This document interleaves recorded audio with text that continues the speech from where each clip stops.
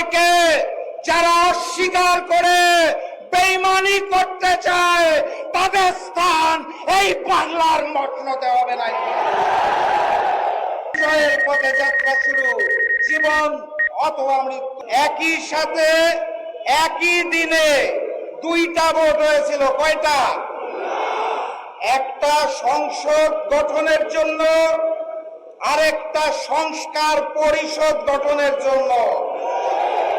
একই দিনের একটা ভোটের শপথ তারা নিয়ে বলেছে হালাল, আরেকটা শপথ না নিয়ে ম্যানেজ ভোটে জয়ী হয়ে বলতে চায় হারাম।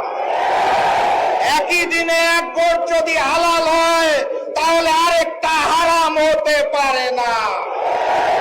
70% জনগণের হা ভোটের রায়কে যারা অস্বীকার করে বেঈমানি করতে চায় তাদের স্থান এই বাংলার মসনদে হবে না। যাই বলা হয় তারা একটা শব্দ শুনিয়ে দেয়, কি সেটা? সংবিধান। সংবিধান উচ্চারণ করতে গেলে শেষে আসে ধান। তারা ভেবেছে এটা বোধহয় ধানের শীষ, এই কারণে বারবার বলে সংবিধান।